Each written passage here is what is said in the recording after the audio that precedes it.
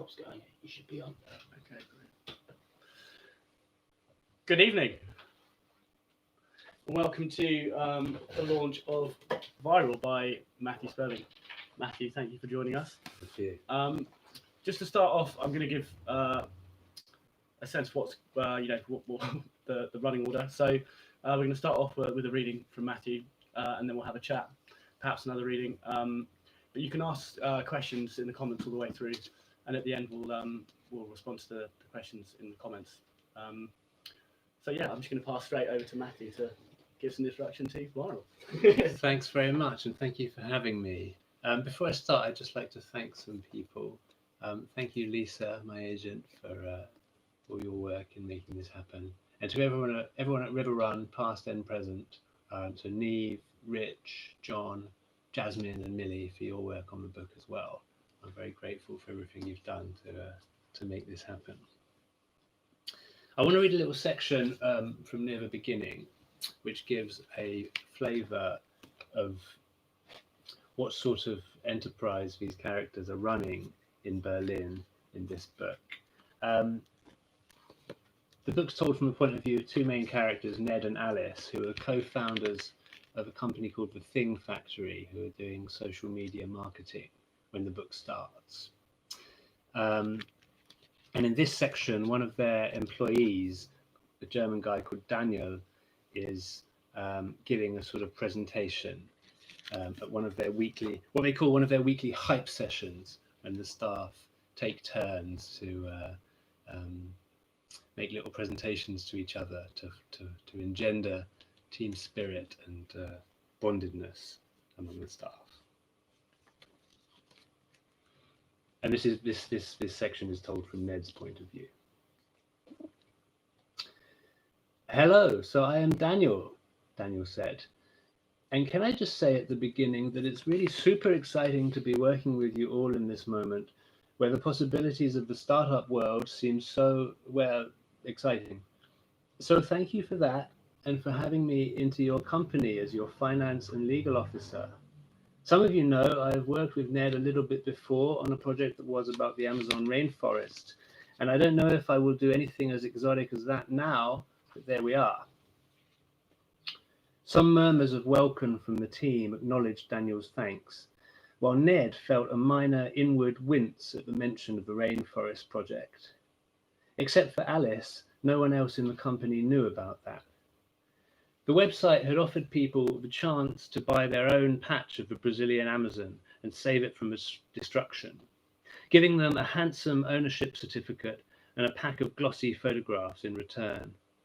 So what if customers had to study the small print carefully to notice that in fact all they had bought was a single share in the freehold on the same 10 square meters of barren ground that the company already owned, and that the photographs were for illustrative purposes only? Did they really think they were going to get their own plot for so little money? It seemed like a fairly harmless ruse. Still, Ned didn't exactly want everyone knowing about it. When he wound up the website last spring, he had tried to scrub all mention of his connection to it from the internet. Daniel carried on. What I am wanting to do today is to show you perhaps a different side of myself, and I have some PowerPoint slides to accompany this.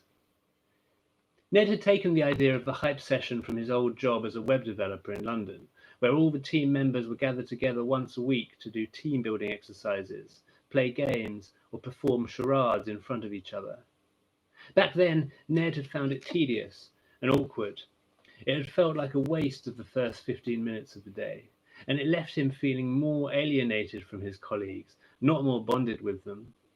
At the Thing Factory, however, he believed he had made the hype session into something vibrant and engaging for his team.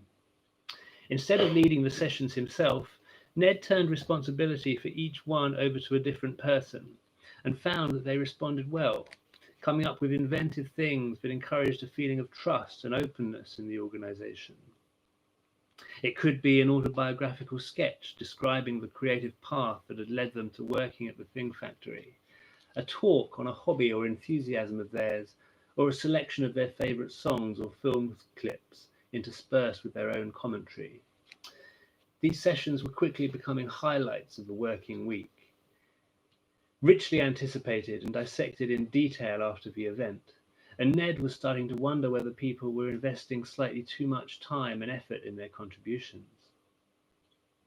Daniel was happily carrying on with his presentation, standing in front of a PowerPoint slide showing himself sitting cross-legged in front of some mountains. "I have always suspected that I was a little bit Buddhish," he said. "Not exactly a Buddhist in the literal sense, but a very spiritually awake person. So even though I am not shaving my head or wearing orange robes or chanting a mantra, definitely I am a little bit Buddhish. And there came a time in my life, just last summer in fact, when very much I was in need of something. I didn't know exactly what, but I was feeling a sort of absence, which was also a sense of clutter, you know?" Last summer, Ned tried to remember whether he had seen Daniel then. Maybe not, he thought. He had been busy making plans for the business with Alice. "So it was at this point in my life," Daniel was saying, "that a friend of mine told me about this really terrific organization called, in German, 1 Month Monk.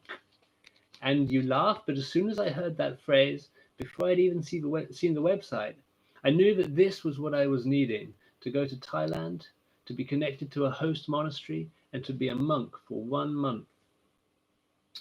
Daniel reached down to his laptop to move the slideshow along. "And here we see the monastery where I was living. It's a very simple sort of place, not at all like Western temples where you will have the very rich paintings and all that sort of thing. In this photo, you see also the head of the monastic order, and he's wearing the traditional Thai Buddhist ceremonial robes. So this is a pretty serious guy we're talking about." "He looks like a cool dude," said a voice off to Ned's left. "Yes, it is true there is something a little bit accidental hipster about him," said Daniel, and earned a laugh from his audience. "But this is not so important, I think, when you make a comparison to the role he has as a spiritual practitioner, because the main purpose of this month was for gaining spiritual insight, with the ultimate aim of attaining a state of nirvana, which is not just a great band, but also an important religious concept. So apart from certain domestic duties, the main occupation of this month was to perform meditation. I wonder, has anyone else had any experience with transcendental meditation?" 3 hands went up. Ned tuned out for a moment while Daniel continued. Through the window out on Côte Busator, he could see a group of men holding a banner hung between 2 long canes, with a slogan written in Turkish, which Ned took to be about some political issue or other. On the sunny paving area behind him, people were still eating brunch, huddled up against the cold in puffy coats and scarves. Daniel carried on, and Ned wasn't really listening, but something about the way he spoke had reassured Ned that they'd made a good decision in taking him on. Ned liked people who'd had problems and dealt with them, especially when they had done it in unusual ways. Those were the kind of people he wanted around him. As he directed his full attention back towards Daniel, he found his openness winning and endearing. "While I was in the monastery, I lived by the 8 precepts of Buddhism, which you can read on this slide here. And they include things like to not kill any living creature, to not drink alcohol, to not engage in sex or masturbation."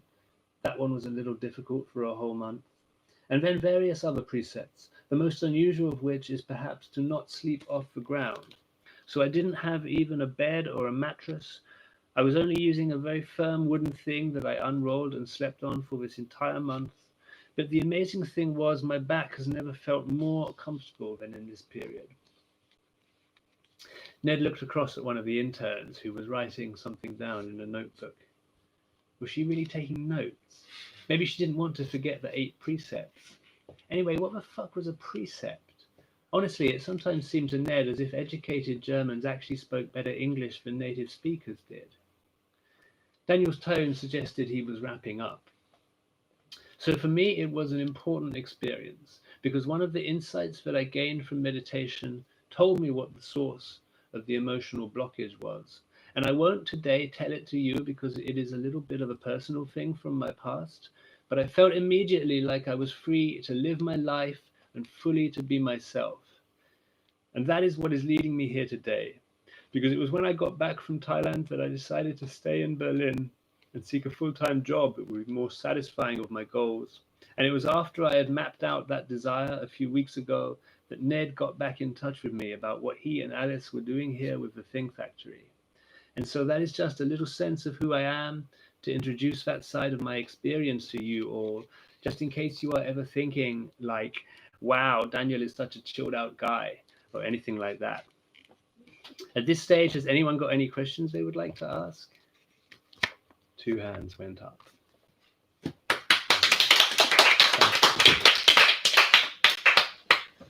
Well, thank you very much, Matthew. I think that's a great way to kind of introduce us to Thing Factory, the organisation at the heart of the novel, and also in a glancing way some of the kind of main players in the book. Ned, for example, who is carried over from AstroTurf, your previous novel. Also, just as a sidebar, I love the idea of using a PowerPoint presentation to prove your depth of character to your colleagues. It's kind of a totally horrifying idea. Your spiritual wisdom on PowerPoint, exactly. Yeah, just but in 5 minutes. Yeah. Just the 8 precepts, just get them done.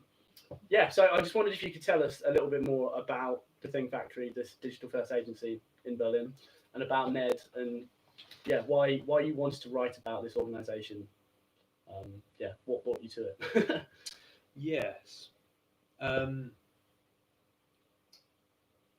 What did me? In a way, in terms of the writing of the book, I sort of worked backwards in a way. Mm-hmm. AstroTurf is told exclusively from Ned's point of view. There's nothing in that book which isn't seen through his eyes. And I knew that in this book, I wanted to have 2 points of view. Mm-hmm. I wanted to have Ned and Alice equally. Yeah.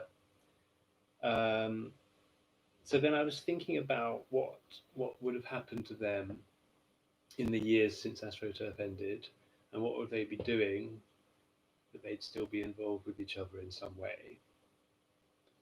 And I was sort of thinking, in a way, the sort of form of the book came first, actually, the sort of thing of having 2 points of view which begin together, one then the other, and which then diverge and which then come back together. Mm-hmm. I sort of had that first, and it was kind of working backwards from that by thinking about what sort of things would they have got interested in the intervening time. Mm-hmm. And I don't really remember how I landed on social media marketing as the thing they would be doing. I guess in a way, because AstroTurf is kind of concerned with scams in a way, and Ned has this backstory that he has this sort of history of shady, exploitative business interests. At first, I was thinking about that, and I was thinking, what sort of dodgy scam operation would they be running in Berlin? Mm-hmm. But then it occurred to me, actually, it was more interesting to think about Ned and Alice running a totally legitimate business, but one which is maybe equally valueless in a sense. Yeah, I do. I think that's a great way to put it, because I think that it appears as a legitimate enterprise, but it feels, I think that section really gives a sense that Ned thinks about social media marketing as just a kind of more palatable scam. Yeah. Which is a really great way of looking at how it developed really quickly. And, on the back of the book, Olivia Sujit says, they're the masters of our universe for this generation. And there's a sense that that's only because they're just maybe 2 weeks ahead of everyone else. Yes. And there's a real sense of that at the beginning of the book with the creative director, Tristan, who is creating these sock puppet accounts, which they will use to try and position brands. Well, that's how they monetize it down the line. But at this point, they're not even making any money. They're just kind of tweeting funny shit. Yeah. As a way of building a brand. Exactly. Yeah. So I was sort of thinking about, that's the interesting thing about writing kind of contemporary fiction about the very recent past. Mm-hmm. But I'm sort of working a few years behind myself. So this book is set in 2015. And I guess I started writing it in late 2017, finished it in the middle of 2019. Yeah. So I sort of started fairly hot on the heels of the events that are described, fictional events, when they're supposed to have happened in the book. But now it already seems a little bit of a historical document in a way, because there was a particular moment where people had the idea of how you could do a particular kind of social media marketing, which very quickly became successful, but then also became totally commonplace, literally within months or within a year, where there was this little window where the idea of growing your own organic social channels, which will be the thing that will do, that will do the marketing on, became this kind of hugely profitable enterprise. And it was kind of being one of the first few on the ground floor getting involved with that. So that's where I sort of wanted to put the Think Factory. Yeah, I think there's two things that I wanted to ask you about. Was firstly Berlin. I feel like it makes it kind of doubly a pressure cooker in the sense that you have these outsider characters who coming in, creating this kind of business which is outside of what other people's understanding are of how business works at the time the novel's set. And I wondered why you chose, because I feel like Berlin is really central to the novel, and the way that it's been gentrified, and what British expat people have, their relationship to that. And I wondered why you chose to. Did it seem obvious? Was it? Did you just know immediately you were going to set it in Berlin, or was that later? I decided that in the beginning, and I guess what I'm interested in with that is something about. It must be something about the relationship between irony and sincerity, I guess, because there's a real sense of, and in a way there's an autobiographical aspect to this, because I moved to Berlin for a year in 2015, and it was an interesting thing to do, because on the one hand, it's a really cool place to live, and it felt very exciting, and it was like, oh man, I'm living in Berlin, but also you're totally aware that you're inhabiting a 15-year-old cliche when you do that, right? And even the weekend, the week, the times we moved there, the Guardian probably ran half a dozen pieces about how cool it is to move to Berlin, which is a sign that the scene was over years ago, right? So I was kind of interested in that sense of Berlin as a space in which, as an expat there, you're kind of completely belated, and you're coming way down the line of what had been an exciting moment, and so there's a sort of historical mimicry in that.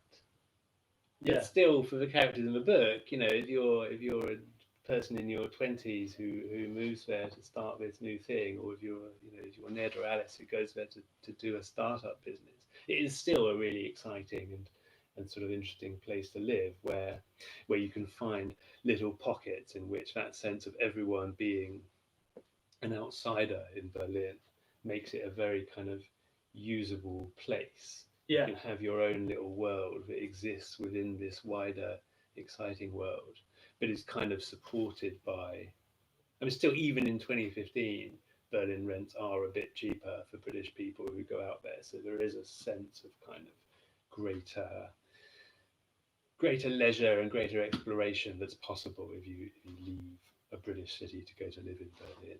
So I was kind of interested in that, that kind of double historical sense, that it's at once a sort of exciting place to move to, and a place of possibilities, and a place where you can make things happen. But it's also a totally dead replay of a cliche that you're inhabiting. How you do it. That totally makes sense. I think also the city is really useful in the way that it stands against Ned's valuelessness, because for me the novel felt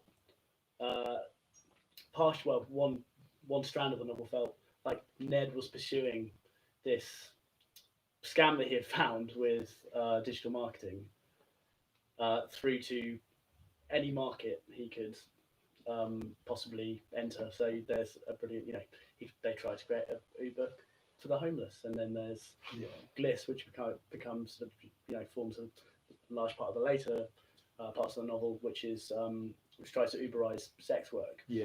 And the response of the German characters is kind of just, hold on, wait a minute, have you thought about what this means? Like, you thought about why we don't Uberize things in Berlin, and there's a total kind of cultural lack of understanding on Ned's part, because if it makes money, makes him money, or it works.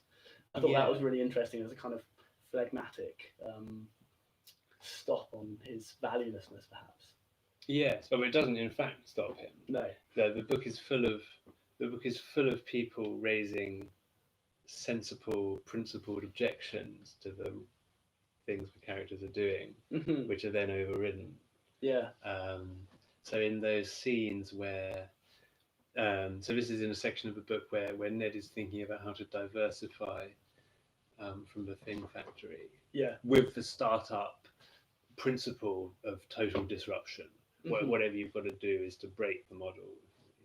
And it was my editor Rich Arcus's idea to have as a motto on the back of the book the words, "If it's not broken, break it," which I'm very pleased to have as a kind of motto for living on the back of the book. So I sort of wanted, in a way, those sections in that stage of the book where they're thinking first of all about, okay, what can we disrupt next? What in what industry, what part of life is ripe for intervention and for exploitation next? Yeah.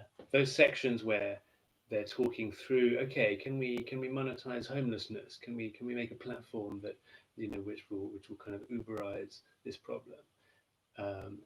And there are sort of moral objections raised to that, and then that idea sort of morphs and say, okay, well maybe what we should do is to get involved in the sex industry, and we can kind of create a platform which will monetize that. And first of all, especially the character called Richard in the book, he sort of raises all sorts of objections to why this isn't a good idea, and then they bring in a group of sex workers in the book, which is the only time sex workers kind of appear in the book. And then they basically say, no, don't do this. The last thing sex workers need is for outsiders to get involved and to meddle in this. This is, we don't need disruptive industries. This is just stupid.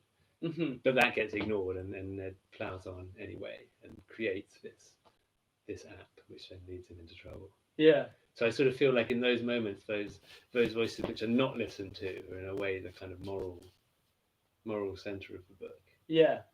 All it's kind of, there's a valueless vacuum at the center that people are all constantly trying to puncture, I suppose, to bring some kind of value pressure. I think also that's the point at which Ned and Alice's paths kind of diverge, which I think is really another interesting strand of the novel in the sense that Ned follows this path kind of which takes him into Berlin's seedy underworld and established organised crime and that form of business, whereas as the Thing Factory gets more and more successful, as always happens, the money arrives in the form of kind of a more old world. And I wondered what made you interested in kind of exploring that tension between the new masters of the universe and the old, and how Ned and Alice find their place in that. Yes. And actually, that might be a good moment for the second reading. Yes, let's do that. Yeah, Alice meets old money, big money. Exactly. So when Ned has the idea that he needs to diversify and to do something different. Meanwhile, the Thing Factory has been having this rapid and sudden success, mainly led by Alice and by the creative director called Tristan.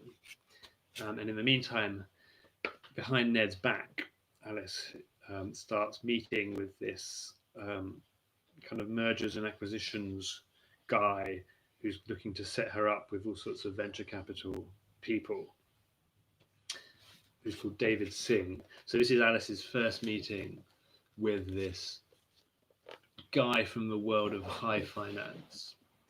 Yeah, the world of the world of old money.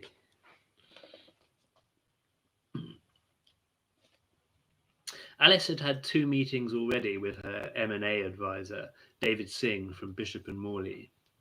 He knew her father and had given her his card when they met socially at a family party last year, and she decided to arrange a lunch with him when the Fox Pop deal first arose as a possibility.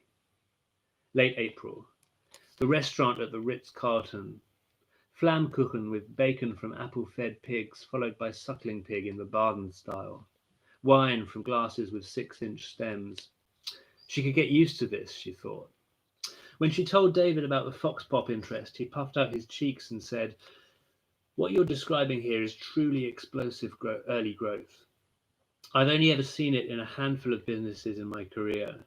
It's exactly what VC firms go nuts for. But there are things you need to sort out in order to be ready for that. Some of them might be tough." Such as? You need to have the right management team in place, the right structure. And if need be, you sideline the current team. You need to be ruthless. You need the structure to be clear and effective. But most importantly, you need it to be made up of the very best people for the roles. It's tough to do, but if your team can take the business to the next level, they need to be changed, bought out, paid off, sacked, or whatever. And what if they're the co-founder? Tricky, but it's doable. You can make them non-executive, you can make them a sleeping partner, you can buy them out, or you do a part sale. Some of the VC cash goes to your partner to buy him out, and the rest goes into the business for expansion. Said Alice. She had hardly spoken to Ned that week. Gliss was about to launch internationally, and he was running around the place dealing with that. She wondered how she would tell him she wanted to sell up his half of the company. As well as getting the management sorted, you need to get your data in place, David said. Finances, track record, projections, everything needs to be clear to present it to investors. Do you have confidence in your finance director? We have a finance and legal officer, Daniel, but he's not a director. Is he good? I think so. Okay, step 1, get him in the loop. Tell him he's in line to be finance director in the new structure. Then get him to gather it all together. It's a big job. I could bring in someone to help with it if you like. Maybe, yeah, Alice said. She would have to get Daniel to prepare the information without letting Ned know he was doing it. And I can bring in a professional plan writer to work with you on the IM. What's IM again? Information Memorandum. The document that goes to investors. I've got this fantastic woman I use who's done hundreds of them. Once we've got the IM ready, I can take it to market, and I'd say venture capital is where you want to look first. VC lives for this kind of thing. Explosive growth, untested, high risk, but also high potential reward. And they can go big. In fact, for a serious VC firm, it's as much effort to invest 2 million as it is to do 10 million, with the legal staff, the due diligence. So they prefer to go big. Lots of them won't do anything under 2 million. So if you want a fast, bold injection of cash, they're your guys. I actually have a contact there already, Alice said. Yuri Martin and Eitan Klebnikov. She had met them in the spring at a networking event and ended up staying out for too many old fashions with them at Scotch and Sofa in Prenzlauer Berg afterwards, by the end of which they seemed to be trying to recruit her to come and work for them. Oh, Yuri and Eitan from Epcola. Fantastic. They're serious. When his brown eyes fixed on her, she saw an amusement in them, an appetite, and a challenge thrown down that she was determined to meet. She wanted to live in David's world, a world where deals worth tens of millions could be spoken of with playful, calm composure. He spoke about the task of finding a buyer for Ned's share as if it were a game he would barely need to exert himself over.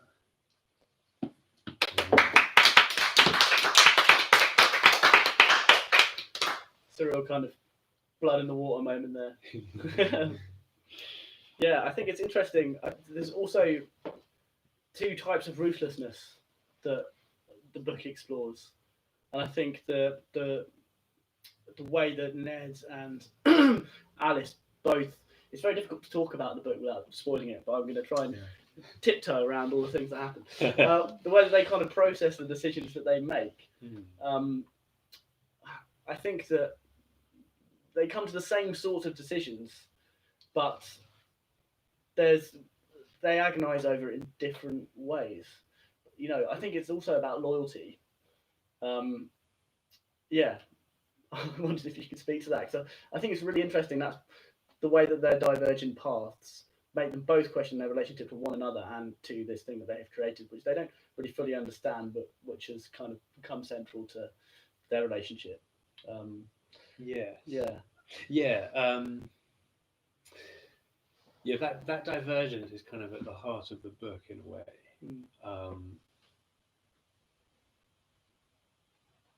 I guess in a way, I think of it as in an important way a book about being in your 30s and about that moment at which, when they've started on this enterprise which they came up with together, there's a sense of like, okay, we kind of wasted our 20s, but this is now we've got now we sort of know what we're doing, and we've got a chance to do something. And so ambition becomes a thing in their lives, but it becomes its own motor. And the book sort of shows them both thinking through the consequences of their own newfound interest in ambition, but without sharing it with each other, and kind of both blundering in different ways in the way that they try to follow that through. So as that plays out, they're both sort of, well, yeah, I don't want to give away too much, but they're tiptoeing. They're both. Well, I guess what I was interested in was the sense of them of the characters in this book as being very, very kind of driven by things they think they want to happen, even while they puzzle about, why do I want this? Do I want this? Would it even be good if I got it? And sort of feeling that sense that purposiveness is something someone should have, because that's how you be ambitious. Yeah. But also feeling like, this is pointless. Is this real? What am I doing? Yeah, I mean, I kind of feel like a lot of what Ned does comes out of this sense of restlessness or boredom. Yeah. I think this kind of pursuit of Uberization of anything that he can lay his hands on is kind of the game that that Alice is talking about, that she wants to play, but in a more kind of corporate, legitimized way. Yes. It's this the stakes being high, but the consequences perhaps being quite low. Yeah. Yes. I do think it's a book about consequences as well.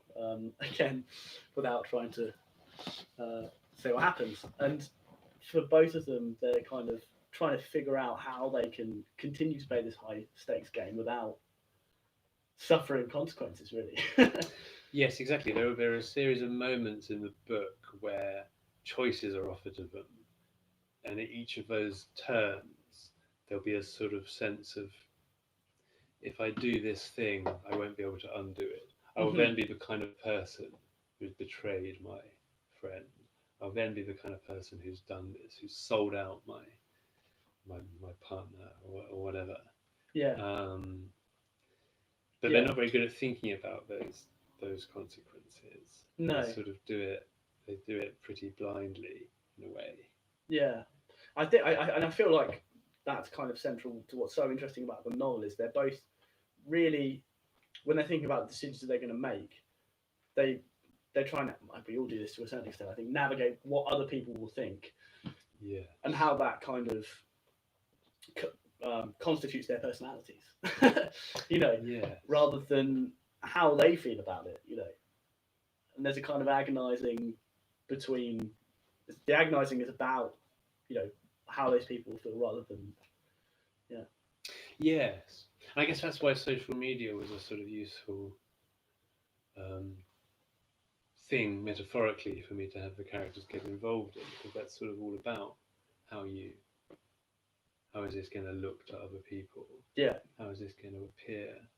What sort of traction will I get? Yeah. For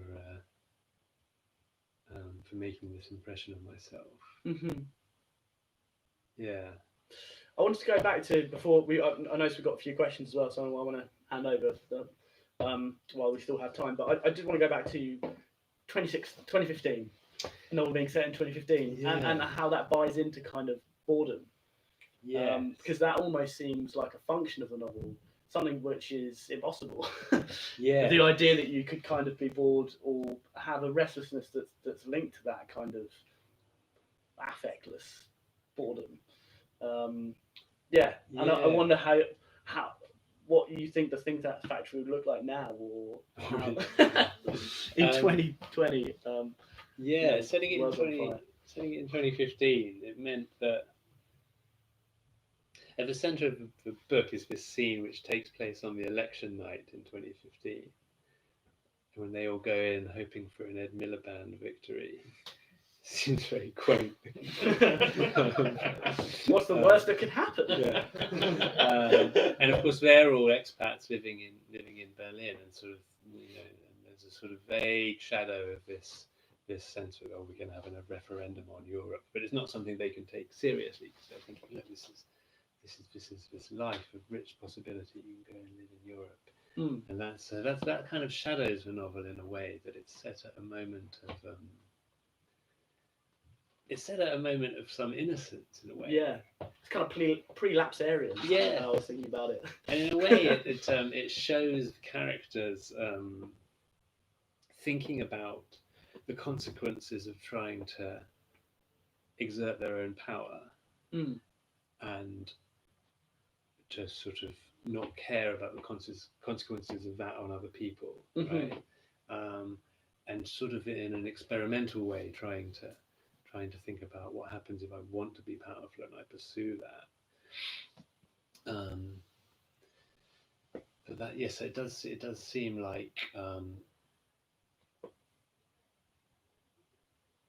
politically and historically, it's set in a window where that seemed like a relatively harmless experiment. But I think that's why it makes it more interesting, because we talked about how it's perhaps valueless at its core, but there is the kind of pressure from the outside of that vacuum, and I feel like that pressure, reading it now, feels even more acute, which makes these decisions so much more interesting. I think that they're making it. Yeah. I mean, I'm 30, so worrying about these things. We've got some questions coming in, so I'm just going to lean in and read them, like your da coming right up to the camera. So from John Day, we have a question: how long has it been called viral? I went back and forth. Hi, John. I went back and forth several times. Viral was one of the titles that was in the mix from the beginning, but when I look at that list in one of my early notebooks, I kind of discarded it. I think it felt too much on the money for a book about social media at first, so I didn't quite like it for that reason. And then the book was going to be called other things. It was going to be called something else for a long time. Let's not say what that was. But then I changed. I was never completely happy with that, and then I changed my mind. And then in a conversation with Rich, who's my editor for this book, he brought viral back, or he suggested viral, which seemed like a happy suggestion because it had been on my initial list, and then I sort of actually, that works. And now, I mean, I didn't expect. We probably decided that in the middle of 2019, and I didn't expect it to be published in the midst of a incurable respiratory virus crossing all over the globe. Yeah. I did wonder whether that seemed a bit crass in retrospect, but I guess it's been a metaphor for long enough that the word can stand on its own. No, definitely, I think it's but yeah, it was. Yeah. It settled. It was hovering from the beginning, but it settled late on the book. And John also asks, is there a third novel in the sequence? Oh God, yeah, there's supposed to be. Actually, in a way, that bit from One Day There Will Be, that bit from Daniel that I read, thinking about Buddhism and spirituality, is supposed to be a nod towards the sorts of thing I want to be thinking about in the third Ned book, which would be about. Well, I haven't really started yet, but it will be. I'm aware that these are quite. These are quite cynical. I want to write a book with more goodness in it, and the third book is supposed to have some some spirituality. I mean, I do want to say it's not a totally cynical book. I think there are moments of real. Again, I didn't want to bring them up to kind of spoil the book, but I think it's really moving in parts. Yeah. And that throws the cynicism into relief, I think. Okay, I'm glad to hear that. Book 3 is supposed to be super sincere and spiritual and deep, but weepy. I haven't got there yet to start. And then a question about the lush fullness of your hair. So if you could just give us your nightly ritual. John. Actually, I tell you what, in recent months, I've started using a salt spray. That's my tip, because I have quite thin hair. But now I make up my own. I get an old sun lotion bottle, and I mix up salt spray and water and a little drop of essential oil, and then I use that, and that just gives you that beach, that just off the beach look. Thanks, John, for that. Really, getting to the bottom of the important issues at hand. So for Christopher Baker, in many ways, Ned is a unsympathetic character. Did you have any concerns when writing about him, and do you think it necessary for writers to make their protagonists likable? Gosh, yeah, that's a good question. It's a good question. Yeah, people always say this about my books, and it's not my experience of them as I write them. And so there's various ways of thinking that through. It might be that I'm in fact just a very unlikable person, and I don't realize it, and other people are much nicer and much more generous in their impulses than me. But I don't think it is that. My suspicion is always that people who sort of say, "Oh God, I hated these characters; they were so unlikable." My suspicion is always that, like, if you said to them, "What do you think you're like?" If someone honestly wrote down your inner life, do you think you're a likable person? I always feel like people are actually mistaken to say this. That actually, maybe my books are a bit. They're sort of unforgiving in a way, but it seems to me that in their account of what it is to think about your relation to other people, they're trying to be. They're trying to be honest, but it's true that Ned is generally very self-serving. That is true, and I guess I'm a much more, I'm a much more generous person in my own life, in the way I act towards other people. What was the question? I mean, this is difficult because, of course, in the business of writing fiction, you have to kind of imagine what it's like to live as somebody else, and I've only ever lived life as me. And it seems to me that all the characters in my books are kind of sort of versions of what it would be like to have a different mind. Kind of move the dials. Mind. Yeah, you move the dials. So, yeah, and. But do you think it's important for characters to be sympathetic? I guess that's the central. It's not. Yeah, this is a difficult thing, isn't it? Because it's not. I mean, as a reader, it's not generally what I want from a book. No. And if I think about all the books that have been really important to me, lots of them are books where many readers have a problem because they say the characters were so unsympathetic and so horrible. Yeah. So if I think about Patricia Highsmith or somebody, the one thing that stops her being popular is everyone always says, "Oh, I didn't like the characters; they were horrible." Whereas to me, I'm totally thrilled by those books and being in the presence of those minds. I feel like as booksellers, we're never kind of saying, "Read this. It's just a really nice book about a really great person just being great." No, there's not much drama in that. They're kind of I always think about kind of Jane Austen's Persuasion is a good example. A protagonist that she's too good, and it's kind of a failure. There's no traction there There's no the pathos feels almost false because she's this kind of type, perfect type. Yeah, and I think that's right. But I'm wary of giving a self-serving answer which comes out well that reflects well on me. It might be the case that my human sympathies just aren't very deep, and that's why I'm not a more popular writer. We've got another. I mean, That's fine. Following up on that, do you find unlikable characters more fun to write? I think so. Yeah, I guess more things are possible when people are behaving a bit badly, and when their compass for moral decisions is a bit askew. Yeah, so there's a wider range of things that could happen, and there is a sort of rhetorical fun in viciousness, and I think that's a kind of I guess that's an important strand, especially in English writing. If you think about even in War, Muriel Spark, or people like that, they're really vicious, and I do like that. I do like that. Yeah. So from me, it was just a question that I was wondering about was the research. How did you research into the world the characters were going into, and in the context of a pandemic, how do sex workers and how sex workers have been treated? Do you think it was suitable timing? Gosh, research is. My attitude is you want to do a bit of research and then make it up, really. So with the stuff about social media marketing and about sort of internet platforms, it was a case of studying those phenomena, reading books about them, reading kind of critical books, thinking about it, looking at the world, and then having to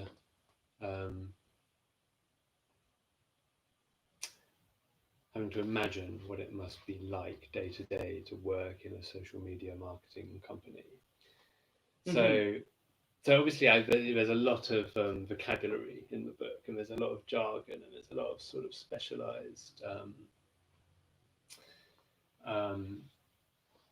discourse, and I hope that I've captured that accurately. And a lot of that comes from reading books about social media marketing and listening to podcasts and kind of getting involved in that world as far as possible. That stuff. But then you have to just sort of imagine, okay, what does that practically mean? What are they doing in the office on a daily basis? I think, I mean, that's definitely one of the most enjoyable parts for me of the novel is the exactness of that language and the amount of energy they expend doing almost nothing, but in a way that feels productive or kind of almost quantifiable, because it's kind of always tracked to this. There's always lots of numbers, but there's no context to what that means in a wider sense, especially this moment in 2016 where things they're still figuring these things out. I think you really nailed that. It's very funny. It really skewers the character's kind of lack of self-awareness, I think, at times. Yeah. The way that they, Yes, and I liked the sort of sense within that vocabulary that when you start thinking about these kind of specialized terms, when you think about at one point, characters start talking about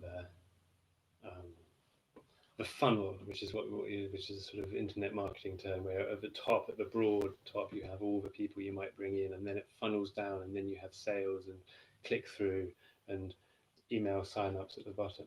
But the idea of the funnel kind of becomes its own thing, and so there are scenes in the book where people talk about sort of top of funnel activity, and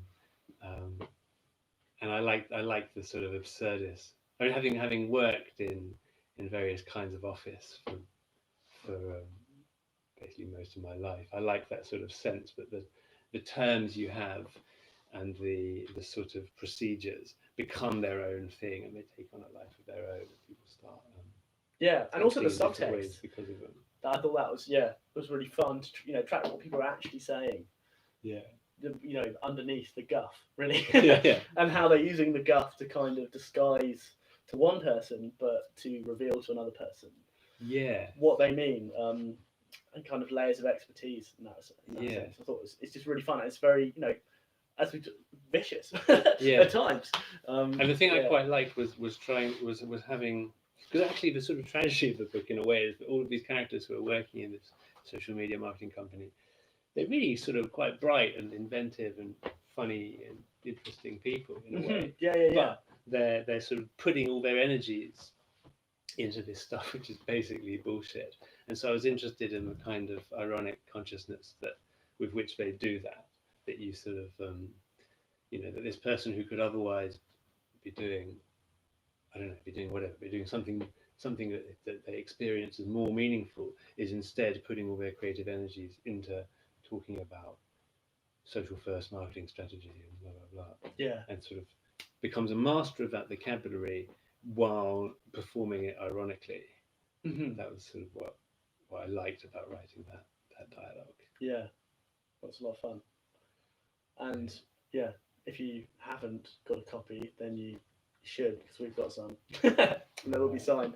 I think we can probably take one final question.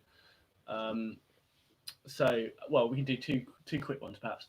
Alex Feldman asks about the cover art and its significance. Yes. Oh man. This is the design of my books is basically the thing I really like best about them. AstroTurf and Viral were both designed by John Gray, who I think is a genius. Mm-hmm. And the way it started was that when I'd written AstroTurf, I had a little email exchange with Neve, my editor at that point, and she sort of said, "Have you got any thoughts about what you want it to look like?" And I said, and I sent a very obscure email when I look back at it, which sort of said, I sort of want it to look shiny and hard and inorganic, but also I want it to look a bit like a kind of 90s record. I mean, I sent some images of ideas I had, and it's like really obscure. There was this band called Whale in the 90s who were like this kind of Icelandic shouty rock band who had these quite cool, stark single designs. So I sent a few images of that. And then I think I made reference to the aesthetic image, which I think is the most formative in my mind, which is the image of the T-1000 from Terminator 2, when he gets rid of his kind of whatever it is, humanoid bionic skin, and turns back into molten silver metal, which kind of melts and reforms. And I feel like that's probably the image which more than anything has influenced how I think about beauty. And so I sort of wanted it to look hard and shiny.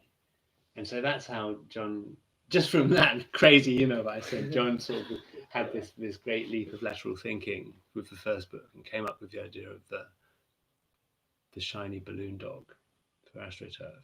Mm. And so Viral follows on from that, same typography, but a different colour and a cracked golden egg.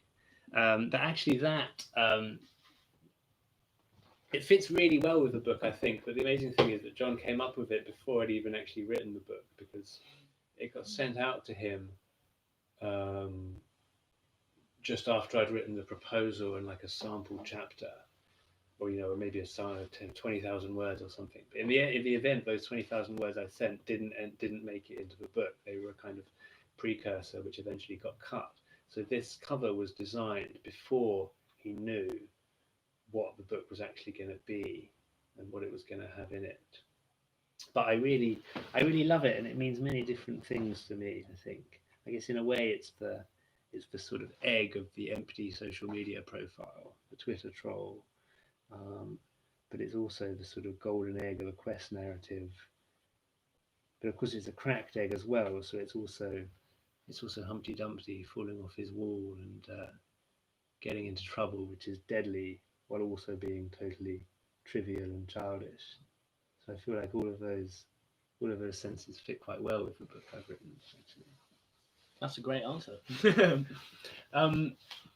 And then final question from Will Birch is, you're writing can be very funny. How do you decide which jokes to keep in and which to leave out? I think I know who Will Birch is.